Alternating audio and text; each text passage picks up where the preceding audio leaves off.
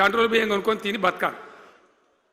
అందులో కొంతమందికి అందకపోతే కొన్ని పార్టీల వాళ్ళు మేమేదో గొప్పతనం చేసామన్నట్టు గంజి కేంద్రాలు పెట్టేది. గంజి కేంద్రాలు గుండెలు రగిలి నా తెలంగాణ గంజి కేంద్రాలు అంటే ఎవడో గంజి పోతే బతకాలన్నట్టు అంత అధ్వాన స్థితికి తెలంగాణ దిగజార్చిండ్రు. అది కాంగ్రెస్ ప్రభుత్వం కావచ్చు, టీడీపీ ప్రభుత్వం కావచ్చు. తీయటి పుల్లటి మాటలు చెప్పుడు తప్ప కసుకెట్టి నీళ్ళు తెచ్చియలే, మంచినీళ్ళు ఇయ్యలే, కడుపు నిండా కరెంట్ ఇయ్యలే, ఏది లేదు. అంత పట్టిదే గ్యాస్. మాట్లాడు, చెప్పుడు, మోసం చేసి పోవుడు. మనం గొర్రెల్లాగా మన దగ్గర అడిగే నాయకులు లేడు, నిలదీసేవాళ్ళు లేడు, అందరు కట్టుబానిసలు అయిపోయారు. ఆ పరిస్థితులలో మూనిగే నక్క మీద తాటికాయ పడ్డట్టు ఆనాడున్న ముఖ్యమంత్రి చంద్రబాబు నాయుడు కరెంటు ఛార్జీలు పెంచాడు, భయంకరంగా పెంచాడు. తెల్లారి నేను ఒక ఉత్తరం రాసిన, నీ కరెంటు ఛార్జీల పెంపుదల వాపసు తీసుకో, లేకపోతే ఈ సమైక్య రాష్ట్రంలో మాకు న్యాయం జరగదని నేను ఉద్యమానికి పోవాల్సి వస్తుంది, తెలంగాణ కోసం కొట్లాడాల్సి వస్తుందని చెప్పి రాసిన. ఆయన తీసుకోలే. కొంతమంది రైతులు పాపం పోరాటానికి వచ్చింది. మీరు కొత్త వాళ్ళు చూడకపోవచ్చు కానీ చాలా పాత వాళ్ళకి తెలుసు. పోరాటానికి హైదరాబాద్కి వస్తే నిరసన తెలపడానికి పట్టబగలు 11:30 గంటలకు బషీర్ బాగులో ఇష్టం ఉన్నట్టు విచ్చలవిడి కాల్పులు జరిపి చంపేస్తే 3 రైతులు అక్కడికక్కడనే ప్రాణాలకి చచ్చిపోయారు. ఆ తర్వాత నిర్ణయం తీసుకున్నాం, ఇక లాభం లేదు, ఎదురు తిరిగితే కూడా వీళ్ళు కాల్చి చంపుతున్నారు, జెండా ఎత్తడం ఒకటే తప్ప మార్గం లేదని చెప్పి ఆనాడు నేను తెలంగాణ ఉద్యమానికి శ్రీకారం చుట్టాను.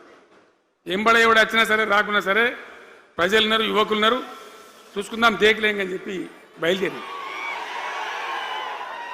బయలుదేరితే ఎక్కిరిచుడు, ఏ వీడు పక్కపేదడు కేసీఆర్ గారు ఎవడో బొడి యోగి చంపేస్తాం అని ఒకడు మాట్లాడు, ఇది మగల పుట్టింది పుబ్బల పోతుంది ఇంకోడు మాట్లాడు, యాడికెళ్ళైతే హైదరాబాద్ తెలంగాణ వీడు దుకాణం పెట్టినది ఇంకోడు అనడు, నానా రకాలుగా అవమానపరిచేటువంటి మాటలు మాట్లాడు.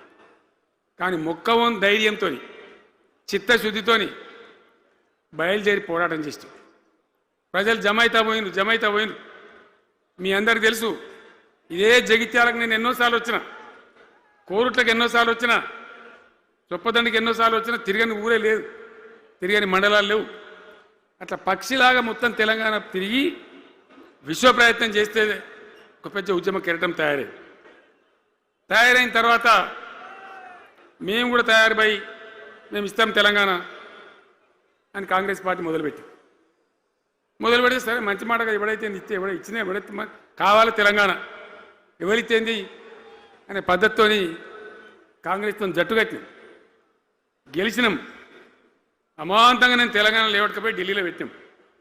రాష్ట్రపతి ప్రసంగంలో వచ్చింది, కామన్ మినిమం ప్రోగ్రాంలో వచ్చింది, ఒక దశకు వచ్చింది. కానీ తర్వాత కాంగ్రెస్ పార్టీ కూడా వెనుకకు పోయి ఎగబెట్టే ప్రయత్నం చేసింది. అప్పుడు రోషియా అని ఒక ఆయన ముఖ్యమంత్రి ఉండే, ఆ రోషియా 14F అని ఒకటి తీసుకొని వచ్చాడు. హైదరాబాద్ సిటీలో మనోళ్ళకి ఇక పోలీసు ఉద్యోగం, సెప్రాస్ ఉద్యోగం కూడా దొరకదు. అప్పుడు నాకు తిక్కరేగింది.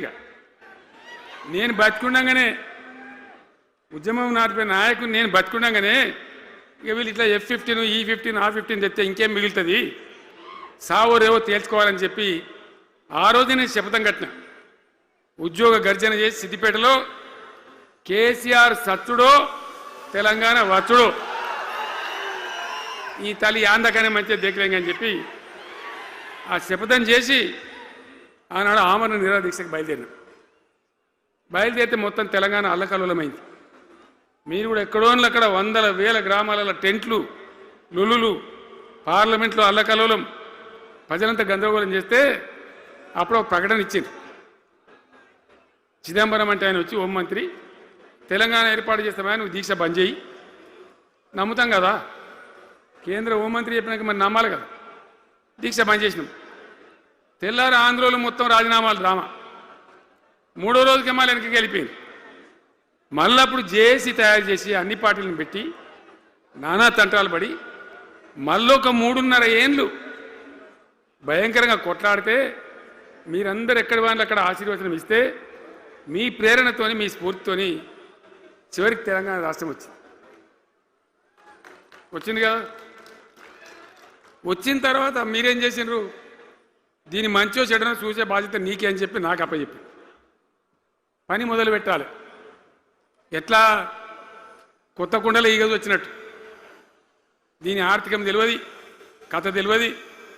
చాలా చాలా కష్టమైనటువంటి క్లిష్టమైన పరిస్థితి. అంత అలకటి పని కాదు. ఏం చేయాలా? ఎక్కడికక్కడ పెద్ద భయంకరమైనటువంటి బాధ, చాలా ఇబ్బంది. ఇదే జిల్లాల తాటిపల్లిలో చాటిపల్లి ఉంటుంది, చొప్పదండి మండలంలో. జిఆర్ రెడ్డి గారు అని చెప్పి పెద్ద ఆర్థిక శాస్త్రవేత్త, ఆయన బీహార్లో పనిచేస్తూ ఉండే. నేనే స్వయంగా జిఆర్ రెడ్డి గారికి ఫోన్ చేసి, అన్నా మన సొంత రాష్ట్రం వచ్చింది, మనం బాగు చేసుకోవాలి, మీరు రావాలి అని పిలిపించుకొని అట్లాంటి వాళ్ళందరినీ సమూహపరచుకొని ఒక ఎజెండా వేసుకొని బయలుదేరి. అంతకుముందు సమైక్య రాష్ట్రంలో మొత్తం తెలంగాణ చెరువులు నాశనం చేసింది.